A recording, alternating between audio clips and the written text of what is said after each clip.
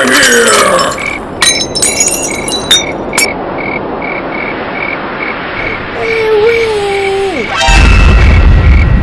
The bells. Bad feeling about this. The first Ofala, His Royal Highness Igwe CHIMA Felix ACHIEKWELU. That's it. That's the one. Royal Citizenship. Identity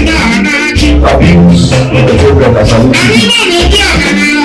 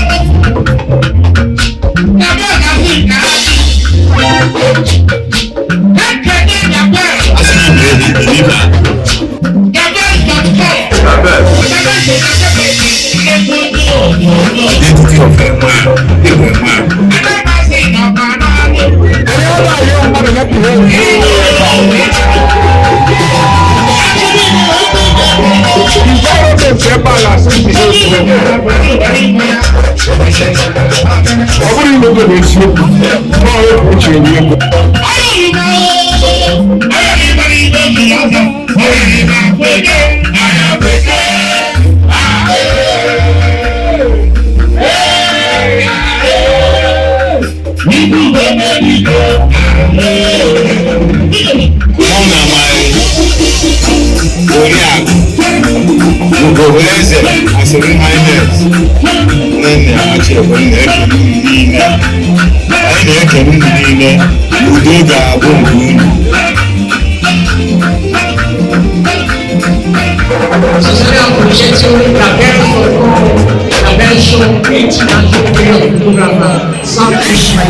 Bells in the area. How many times would they tell you before you know that Nigeria is not? Bad feeling about this.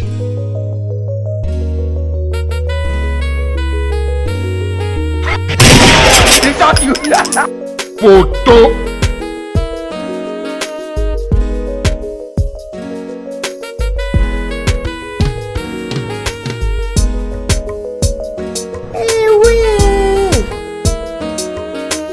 Get over here! The bells.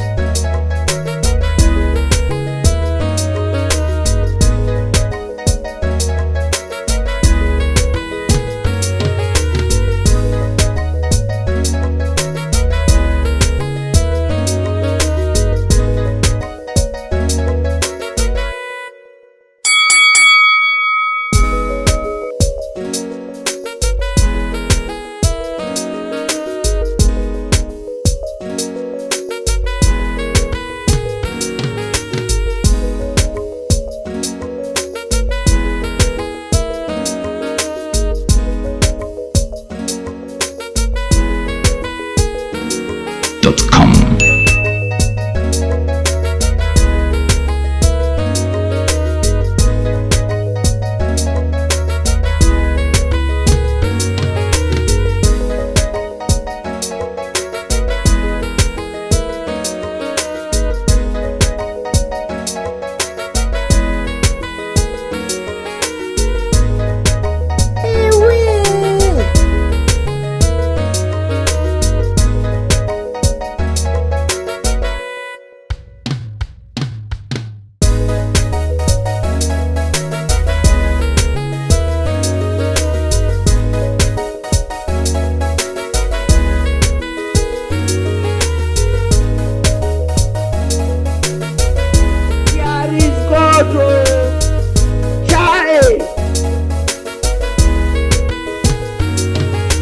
The bells in the area.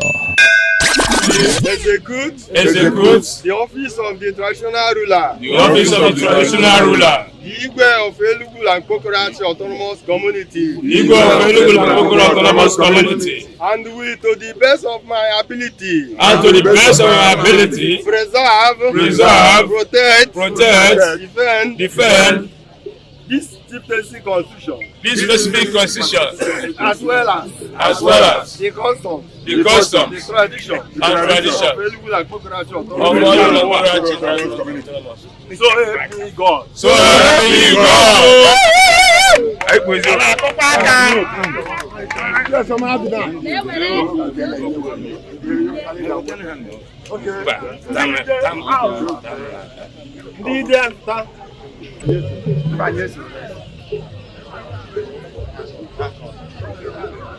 Okay, continue.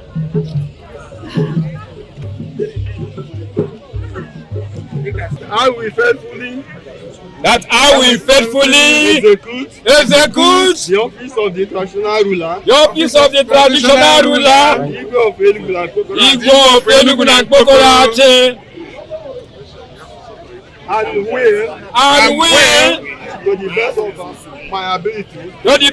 my ability, preserve, protect, defend this chieftaincy constitution, as well as the customs and traditions of Enugu and Kokorachi. So help me God.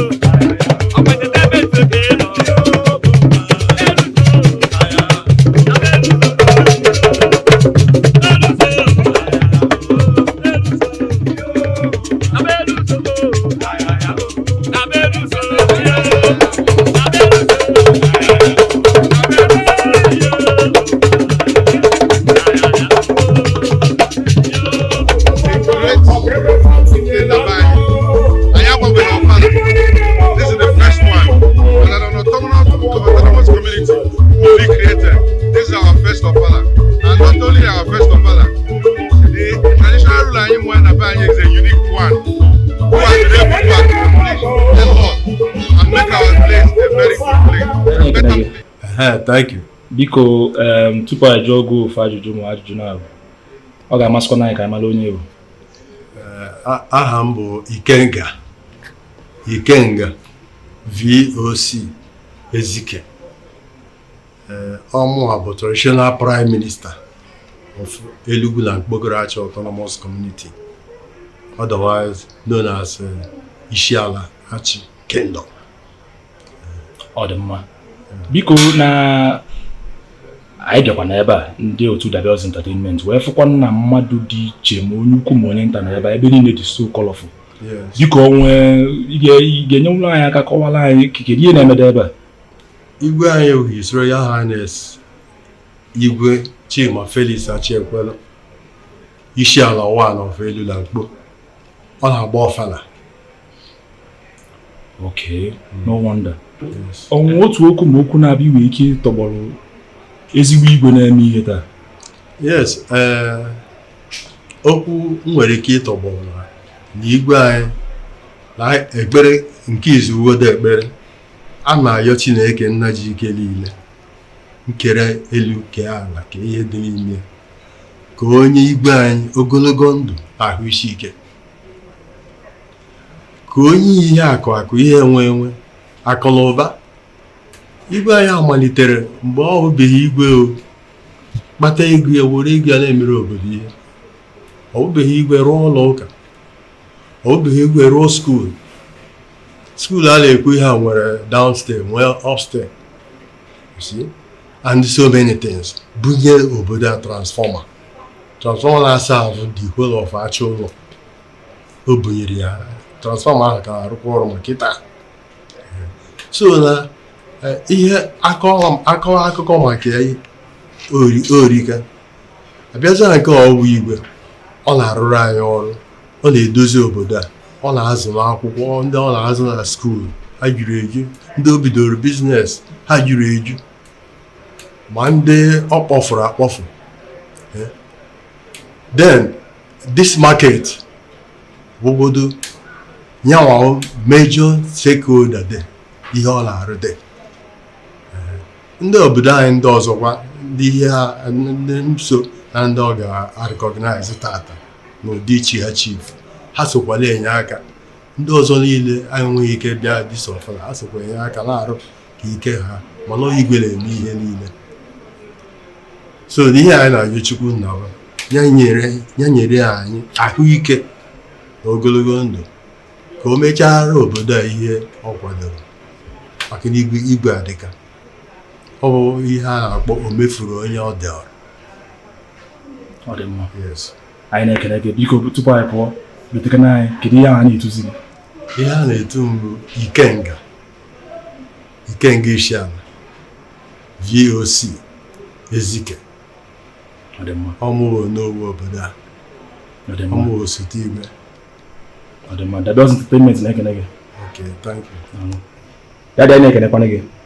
Thank you very much, Dabios. Biko tupu anyị jụọ oge ofu ajụjụ ma ajụjụ na-abụ ọ ga-amasịkwa anyị ka anyị mara onye bụ. Yes, Moa bụ Chief Henry ACHIEKWELU, Omekago One of Achi, the elder brother to His Royal Highness Igwe CHIMA ACHIEKWELU, na-eme Ofala today. Ọ dị mma. Biko na anyị bịakwa n'ebe a mmadụ asị na anyị furu ụzọ mana anyị bịara ebe a fụ ma onye ukwu ma onye nta. Iwe ike nyeleka na anyị aka kọwakana anyị ka ihe na-emede ebe a biko. Yes, ndị fụ mostly at this time of the day, Bunde, Ishela and Council, both old and new, and I inaugurate today.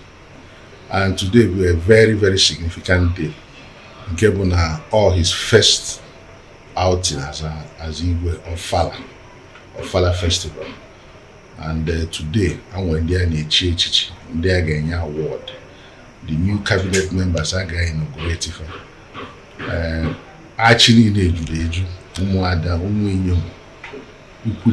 friends and family, all the Ghana back, witness this celebration. Odemma, because onwe okwu igwe ike tọgbọrọ ezigbo igwe a na-emekwa n'ihe ukwu a. Igwe ọ bụrụ tata ka o bidoro ya, even before n'igwe ọ na-emekwa, ọ nwere ihe ọ ka emerụ. So ihe anyị na-ayọ bụ ka Chukwu kwadie, nye ahụ isi ike, nye the wisdom in navigate this very serious waters. Because of the reason, at a very young age, 15 years ago, called Igwe. And in there today, he's still very young looking. So I know that ACHIEKWELU Barani, you know, but I am a very good market.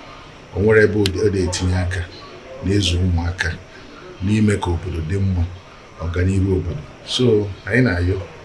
I want to know I what do Koreana.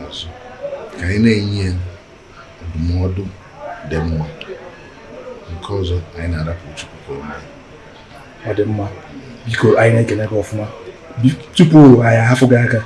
But the guy can be here and to see. Mekago, and we have so many titles. Man, I feel the Makariam Mekago one match. ACHIEKWELU never China on this job, man. Mekago will go from.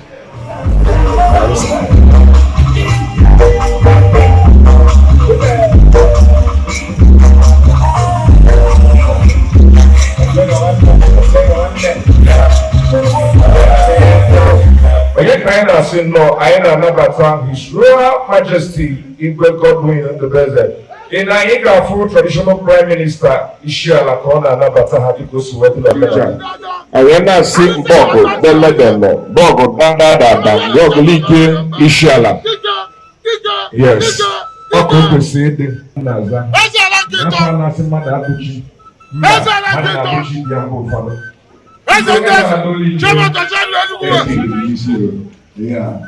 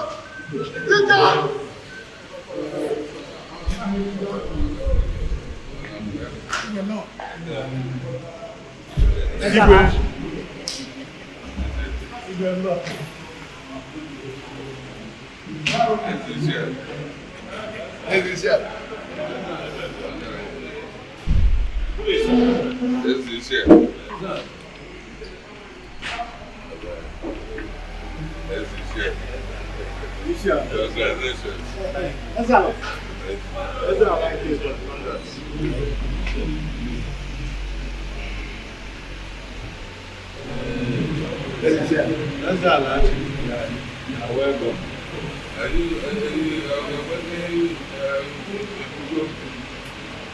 I just wait. Catch everything.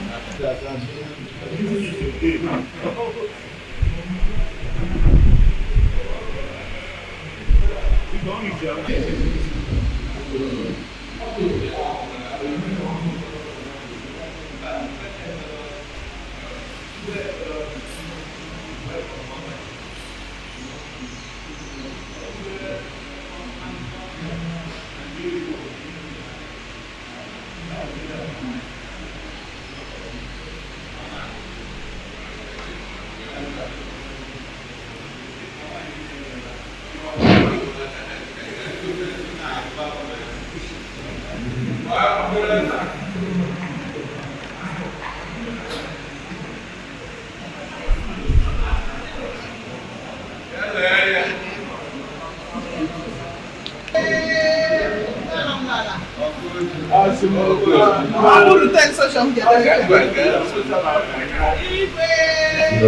remember Akara, so we talk for a living. One girl from the other day, what do you do for a living? I live in Nigeria for a living. Nigeria is easy. The only country where you cannot do one job. Everybody has about 2, 3, or 4 jobs. For example, our president is the president, commander-in-chief of armed forces, and also the chief justice of the nation. Once again, my name is MC Esquire, and we're here for the business. Abuse, entertainment, as I lead to the boss, when we are the Rosary Marker have you appear. So today is not just going to be awesome, today promises to be beautiful. So enjoy your day while it lasts. Thank you and God bless you.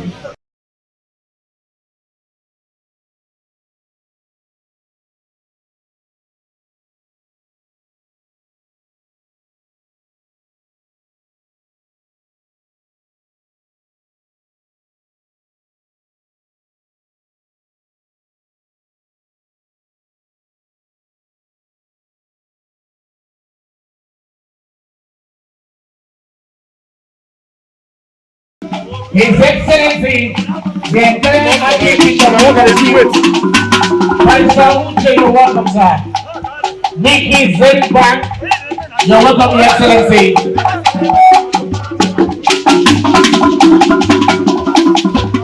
Chief ACHIEKWELU, welcome, Chief Keke.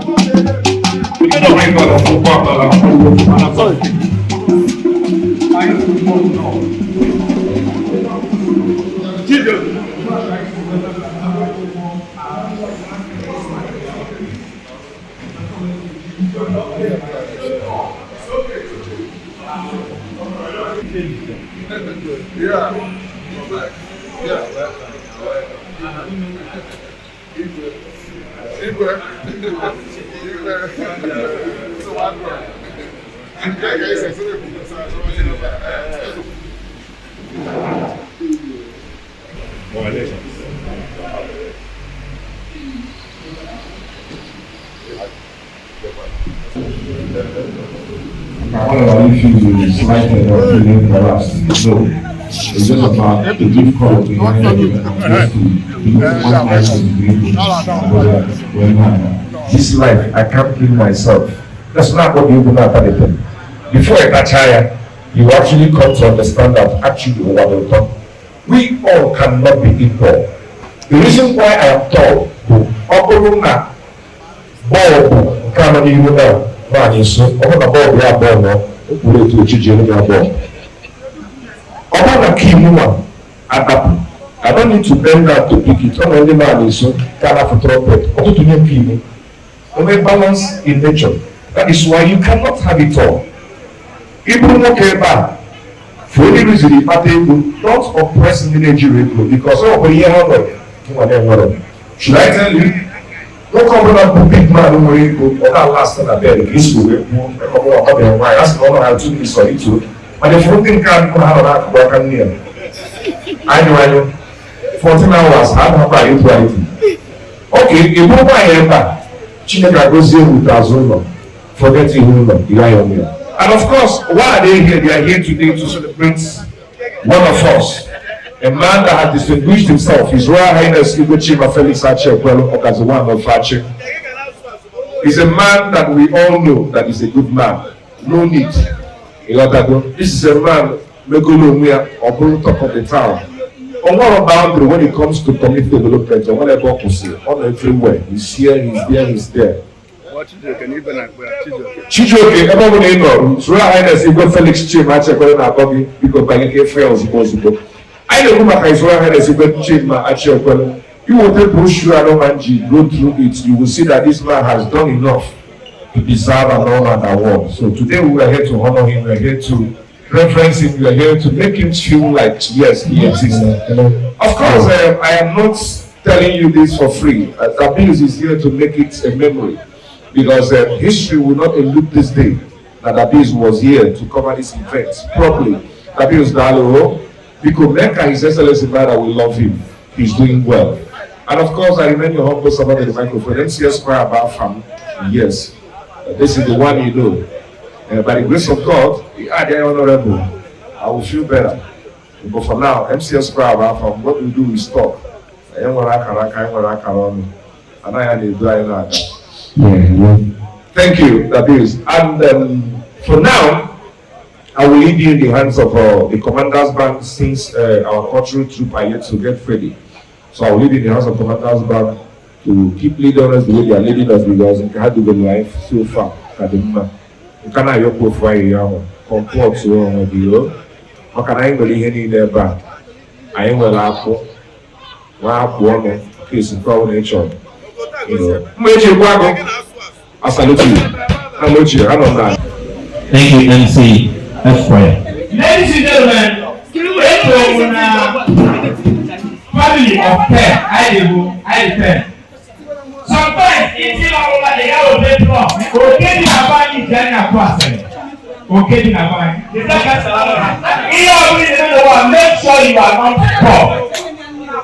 Make sure you are not poor.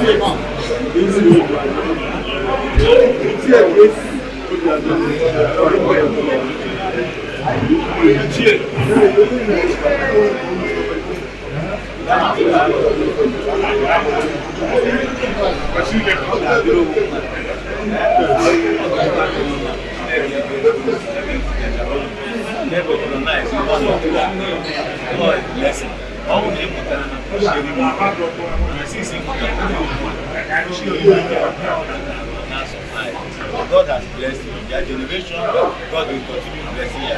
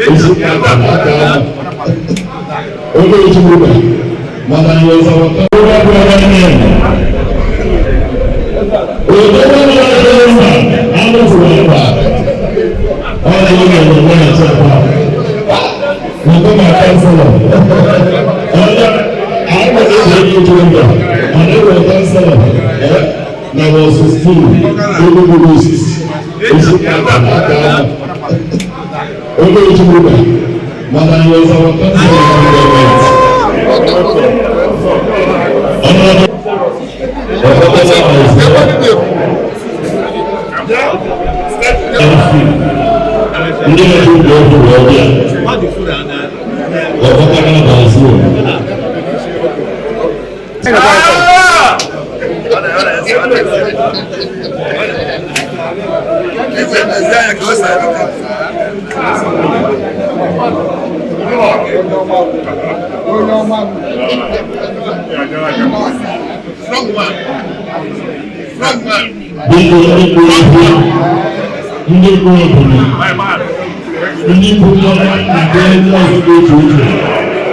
I told you, it's a special date for His Royal Highness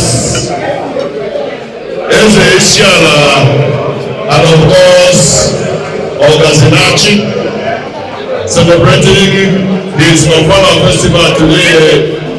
And then your CHIMA radio, Chijoke Ona, the #1 MC in the whole DJ's crew. And I'm working here today with the best entertainment. You're all welcome. Thank you.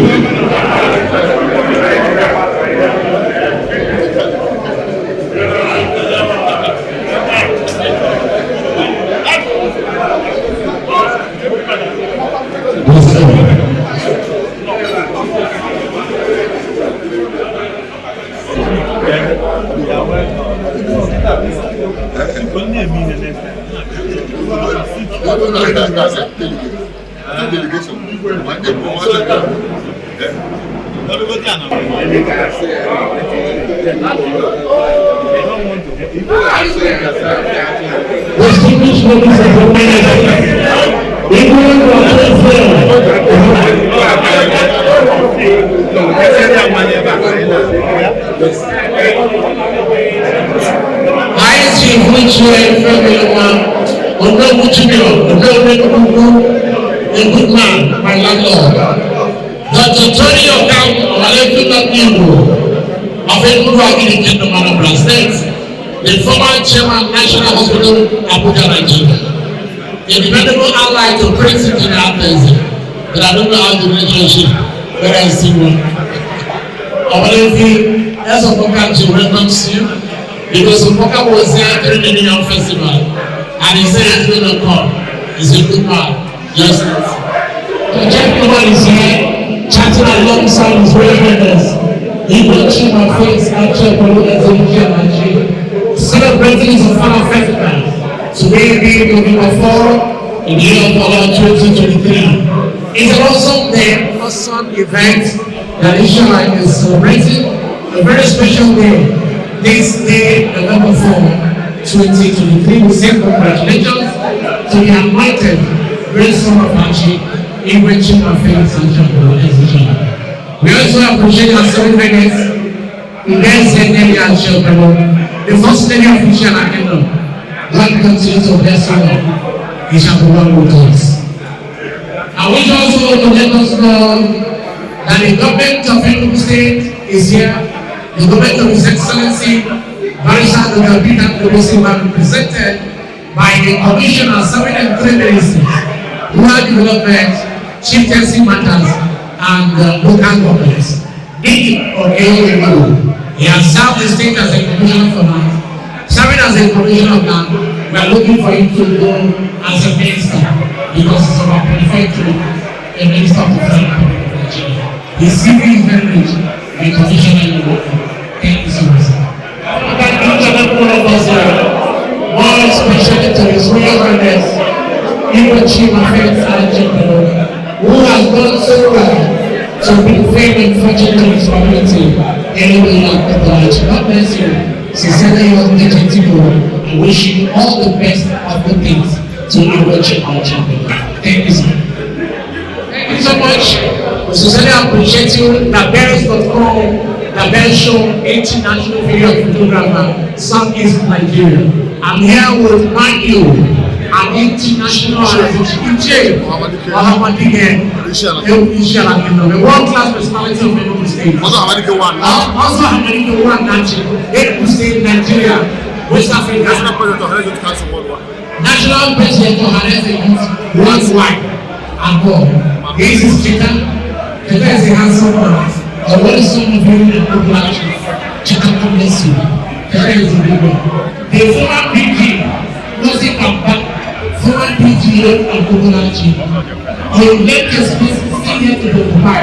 He left Kogolachi as a president. My picture of us.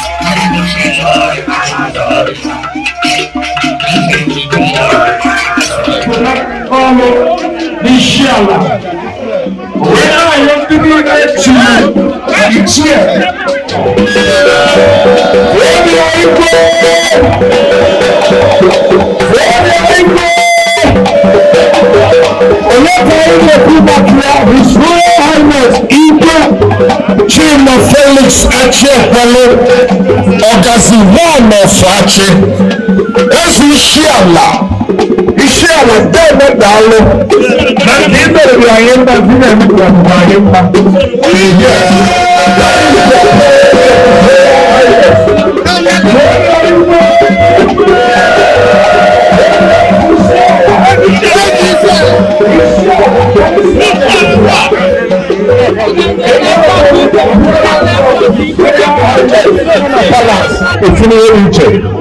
Any other young man that behave well back. Environment they balance and behave well.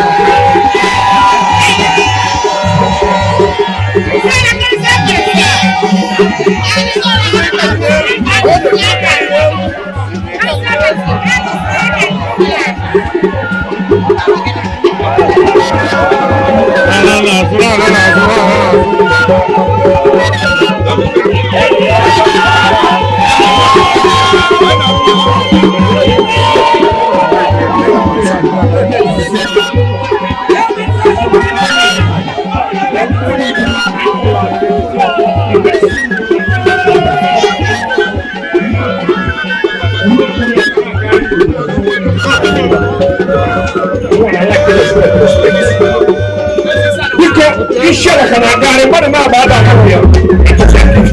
So, like I can focus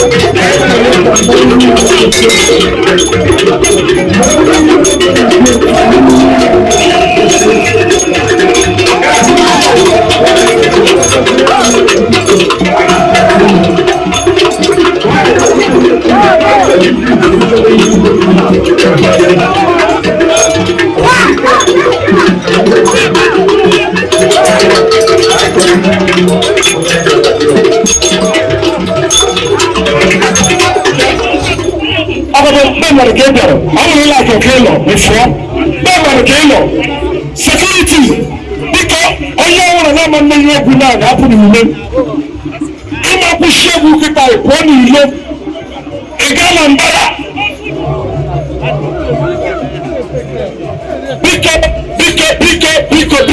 biko ndị achị ndị mbịara mụ na my oriakụ Ugogbe eze asịrị highness Nnenna Achiekwelu na-ekele unu niile.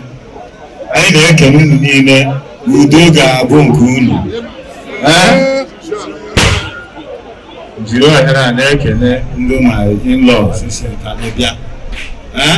Na-ekele ha nụ ihe a na-eme n'Egbo. Egbo bụ the center of Achị.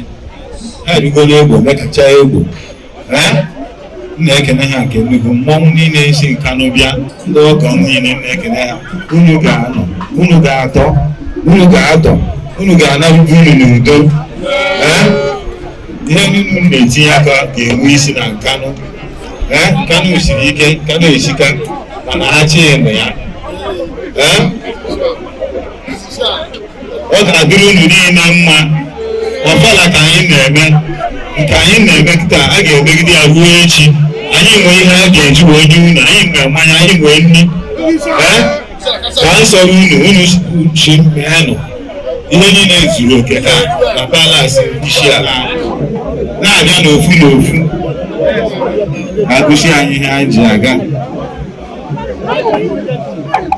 anyị nkiricha onwe ndị anyị ga-echi echichi mana ha anaghị echi nne maka na isi ala anaghị echi echichi nke ụmụaka anyị na-echi echichi onye echichi kwesịrị anyị echie ya echichi ọwụwa iweta 50,000 na 500,000 na 10 million echie echichi na-achị anyị ejighị ego echi echichi na-achị ọkụ ya nụ eji ego echi echichi na anyị na-emere achị anyị chie echichi daalụ.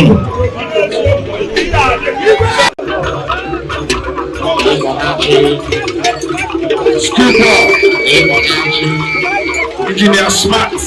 Engineer Smart. Engineer Smart. Biko, ndị security akpụchinyela anya ha chụfụrụ ndị mmụọ ọ bụla ịchụfụ mụnwa.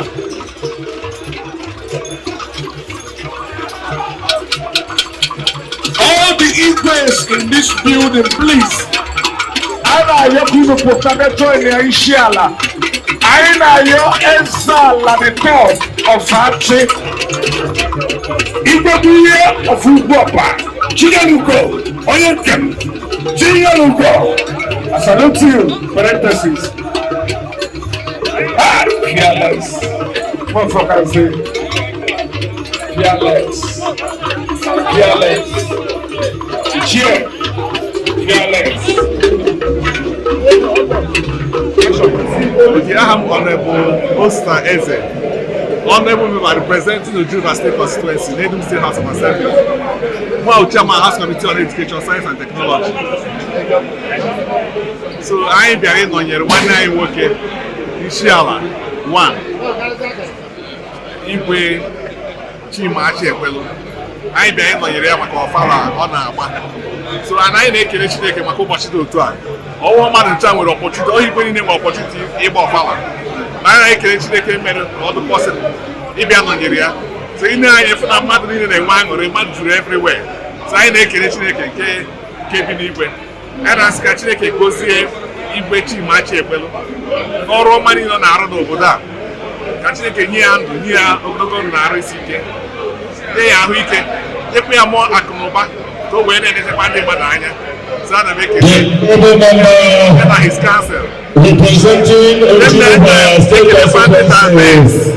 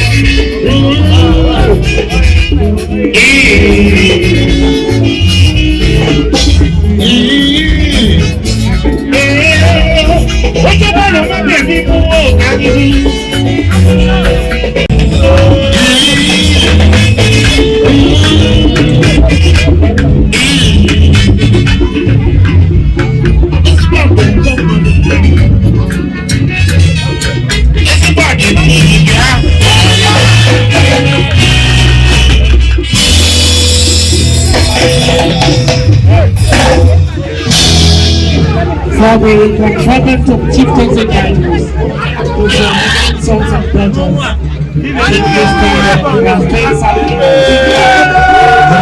Igwe, CHIMA, Felix, ACHIEKWELU is helping on the throne, of chieftains and titles. People, I know young people would be one people living a market with incredible silence.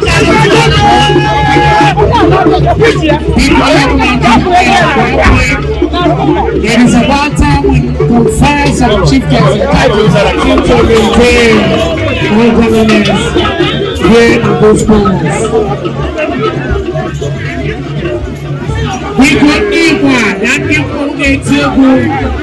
we ask that you remain silent.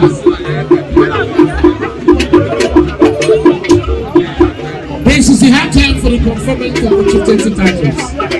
Earlier, God bless you. A very powerful leader for the cycles. God bless you so much for praying. I am the commissioner for youth and small separators. Holy Mercy, God bless you.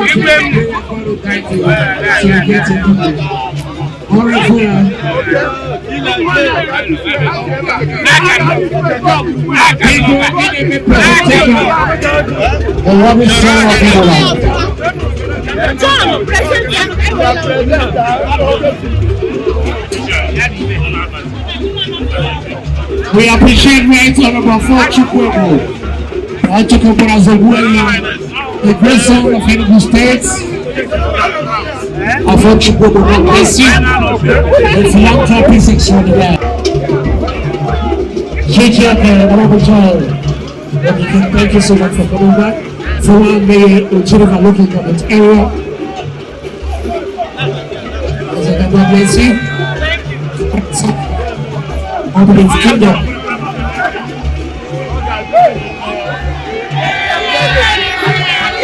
Chivobio Chuku Pabaja, CEO Wiley Hotels.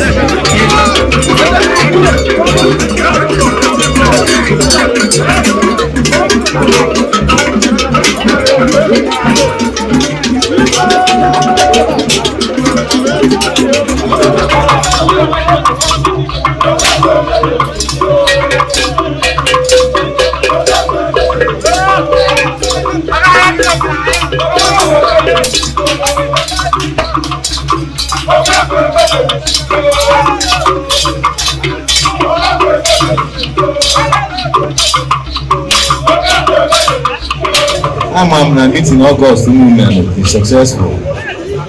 Unu shirike.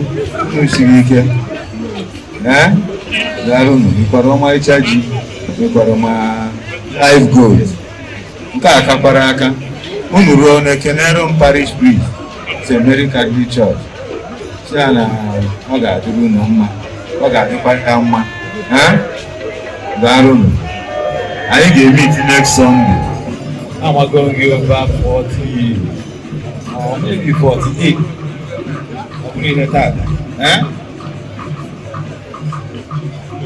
I'm going to go marry a family. Oh, Chief, you go from birth. No, where my chief is now. You go from one original. Oh, original Chief, and ihe niile na-eme na-emere Enugu na Mkpokoro anyị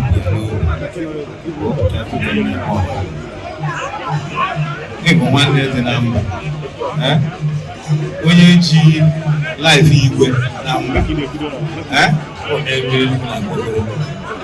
onye ji trace Igwe na mba na ebe ọwụna awụghị achị ma obodo oyibo ijego obodo oyibo jee everywhere nke a na ndị Yoruba na-asị nke ha na-ekwe Ajala travel all over the world and they will travel more than Ajala 300 times. All travel go more obodo ọbara. All the so smart now without even visa sometimes ọ na-abịa n'obodo ọbụla ọ chọrọ ya. Ojide ezinụlọ ọ bụrụ ọgaranya na n'elu onye Anambra ama nke lọ anyị na-ekwu. Ihe ga-akọ maka egbughị deliver ọ nwere ndị na-apụta n'ụwa mmụọ ha sị ya mee ihe they cannot deliver a sị gị mee ihe deliver anya bụ the identity of a man ịbụ a man you can deliver ihe ọgwụ na-enye nwee task enye n'ụwa ọ deliver not equal to the task and egwu adịghị n'anya agụ ka egwu protect the interest of Enugu na Mkpokoro for 40 years. Protecting the interest of Enugu na Mkpokoro. Chief Akaru is where's Alana? Maneno namba. Na kọwari ada ta where's Alana 2. Chineke wege anyị where's Alana 3 ebe a. Ka anwa na akọrọ maka na-akpọ oku ibe ka enye itatu ka anwa agawago. Normal history and there's a lot of my history. In a protect in the Enugu na Mkpokoro. I'm a chief today. And the HG one night in Amba. Muna meeting at Taiwan. And you meet in London. African country, Asia, Arab, Muna meet to go so many places.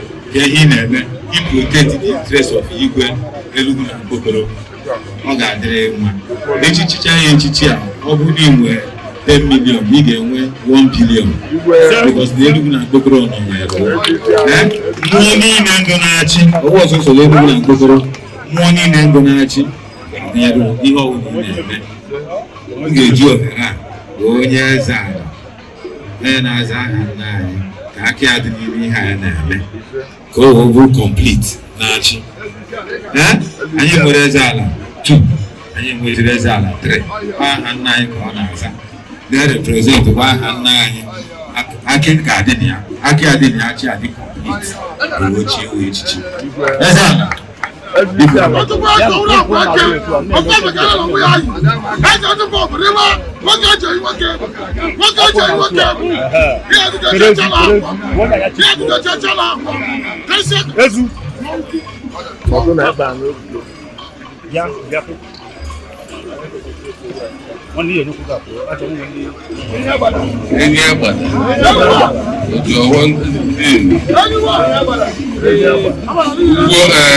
Agụụ eze nọkwa ebe a. Igwe gbazuru nweke ọ nọ ebe a. So na ndị Igwe ga-witness chiri nne ndị ojii nọ ebe a. So ya na-eme n'ihu ndị ojii niile. Na Commission Enugu State on Chieftaincy Matters, not here.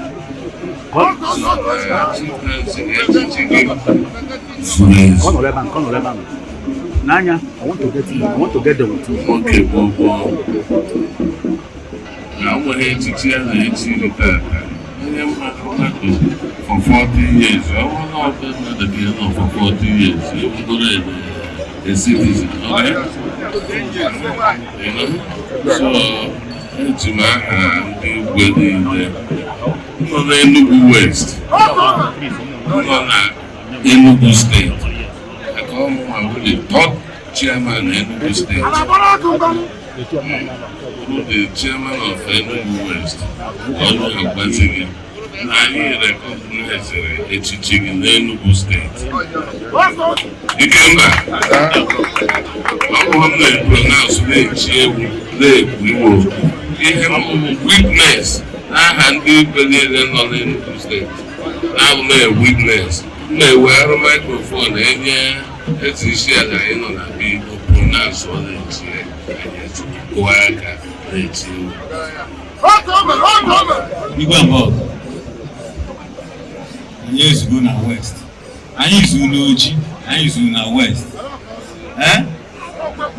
anyị zuziri n'achị maọbụ dị ọkpara achị mgbe o were ohere a were na-asị anyị tụrụ ichi Ikemba. Mụ na we meet to go different places in the world.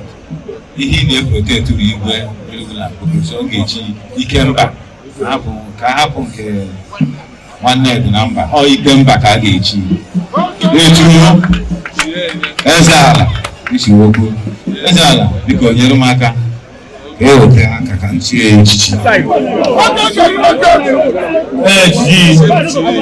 eze ala dị tọ chiri ka echi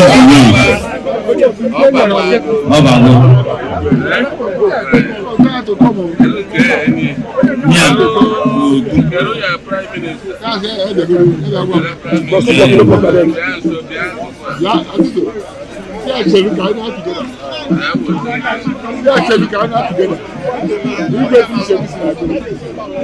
ọ na-egwu achị ka ihe na-eme achị nọ ka achị ezugo ngwa Ikenga nye ya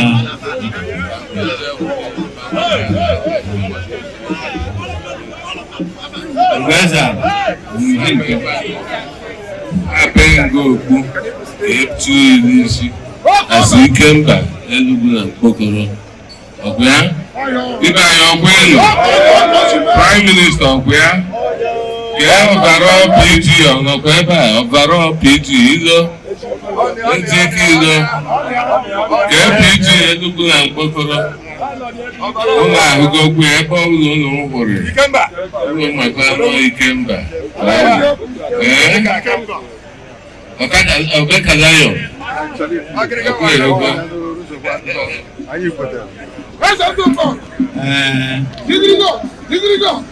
echi ewu Ikemba efu na achị niile ebe Eugene witness na-ekpunye okpu as Ikemba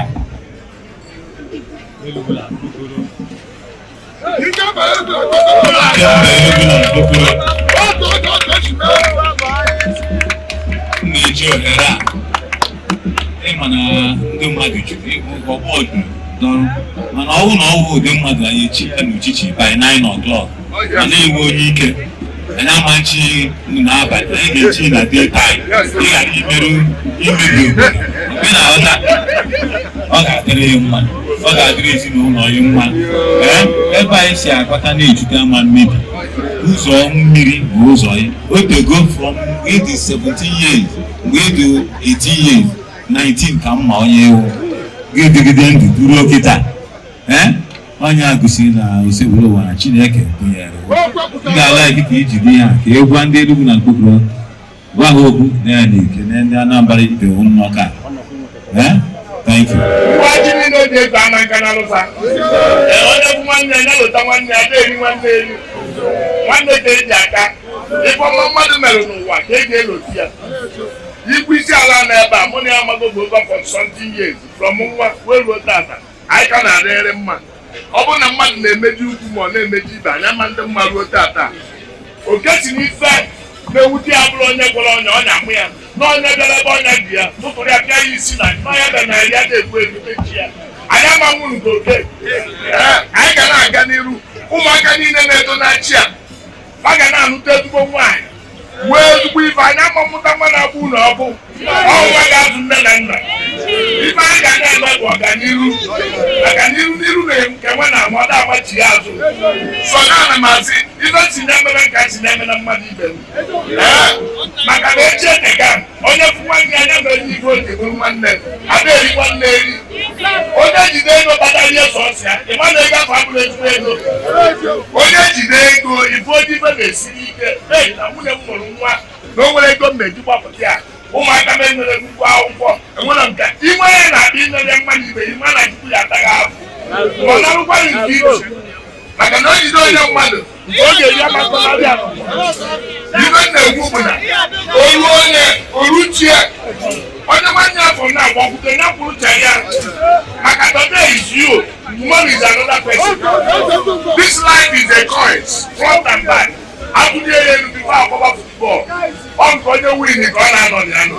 Mana ọ bụrụ onye bụ ụzọ wee coins na-atọrọ ebe ọ ga-anọ, ọ bụrụ onye na-ewin na futbọl.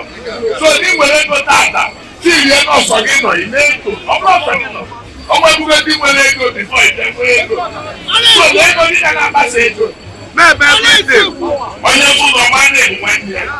So ibe na-ekwu ọ ga-anọ ihe niile na-ebe a mma nwa anyị ebe a na-agaraba anyị ụtụtụ ga-atụtụtara anyị ife ọma, ezi ebutela anyị ife ọma, anyasị wetara anyị ife ọma. Onye si na anya dị ife ntị isi ala adịghị ya mma, ụtụtụ ga-atụkwu ya n'ọcha, ezi ejuo ya akwụ, anyasị anya bịa aba ahụ. Ọ na-ata anya na-enye ife, na-ebute olu ife, ndị na-enyere mmadụ aka.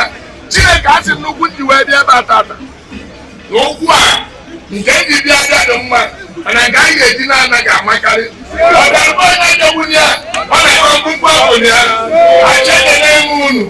A na-ekwuta n'aka ọbụ ife a, ana m enye igwe 2 million.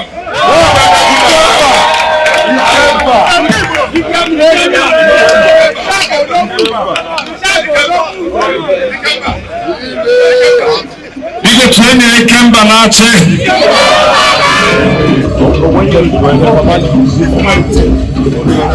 So that the air one you were there with deep weakness in this August location. So I'm waiting to the hair get good because you believe me. Let's hear that time. Let's hear the word of the hair one get good.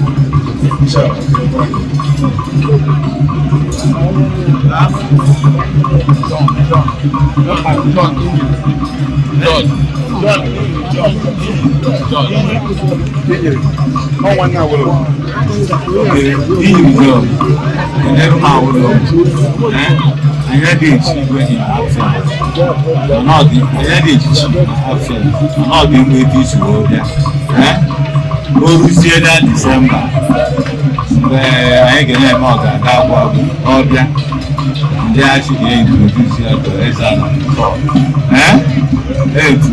etuzie ya ewo mmalite ga-esi wunye ga-echi ya echichi ya nwe the rest assured si anya ụdị ihe ọ na-eme na ọ bata anyị ga-abatakwa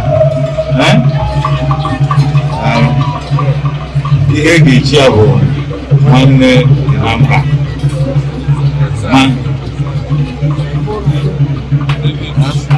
ghọtago mgbe biko ịnago ọya na fon keneri anyị si ya na ndị achị niile ndị ojiri igwe niile ndị Enugu steeti igwe wunne ọ gazi ọ ga-aga agwụ anyị malite oge esi wee mmiri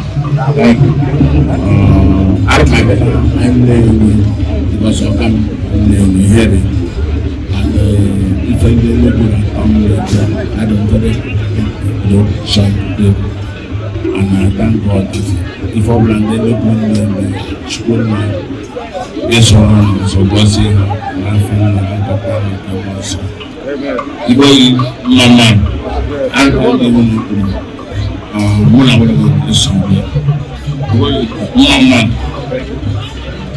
Igwe Godwin the president, block 2 of them.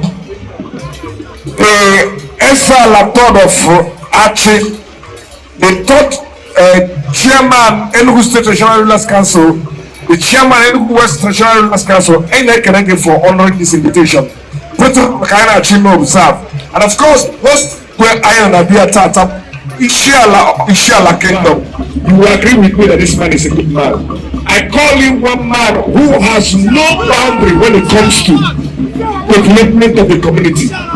He's a man with respect for his magnanimity. This is a man that I will wake me up in the morning and you ask me, oh, you always go, but I should be always go, mother. bụrụ ime ego bụ eziokwu na ọrụ eji eri ego biko kọrọ m na isi ezi isi ala aka kọrọ ya aka Igwe tụọrọ ya igwe tụọrọ ya ezi isi ala alright biko anyị akwụsịrịkwa ebe a enwere igwe agbada so ebe ije a aka trophy the tallest igwe in the whole of Enugu West anyị na-ekwu maka His Royal Highness Igwe Ignatius Okpara igwe birikpo alright Agwatuogu, God bless you. For the men you make in this life, God bless you. For the men you're going to make, because I'm not listening. My enemy, any motor, all of one, every day, the motor, they will never. If you put on the fire or the back, I know the motor, never of man. I never put a refrigerator. Tell her the full community now. How I wish. I'm going to change here, change it. Can change it to something. It's okay, by the way. Because for now, Igwe can make excuse or better. What I know, honestly, for that, but I want to have that. My own boss not here. My own boss, my own direct boss. Kalisia, Namochi. Even a moon or work here, Haka. Because I'm going to leave who had a little man boss, Yaka. I want to move on shipper. Mama Kota Mosu, Roberta Shipper. How will you share the work here? Where are my brother? I now castle on a castle, I look, I am like a hand in square. You're the enemy. Honest future. I want to put better. When it is over, find it out. You should know how to laugh. Under the Valampa. How are you? I don't know. Because I got Amazon now. Sir? Because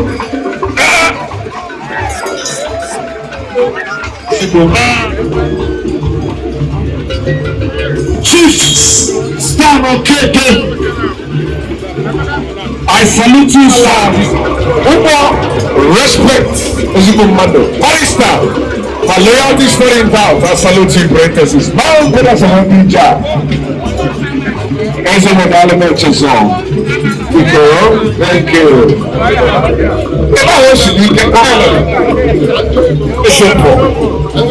Yes. Yes.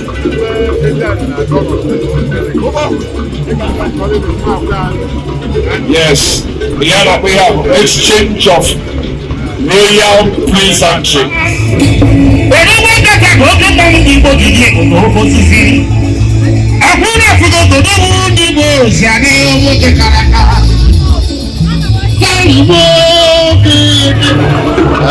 Biko ndị mmụọ ka a sụrụ na maketa ahụ mmemme ihe onye sayịrị announcement a bụ eze isi ala nsọg ọ sị na imepụ ihe bụ nke ya na-achọrọ so ova biko laga ikwesịrị ịtụtụrụ anyị egwu ka ebe ike wata ihe ahụ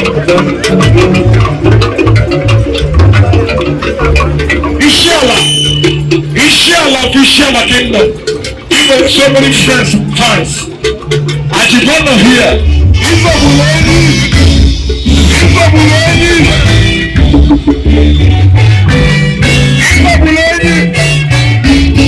who's a fucking people?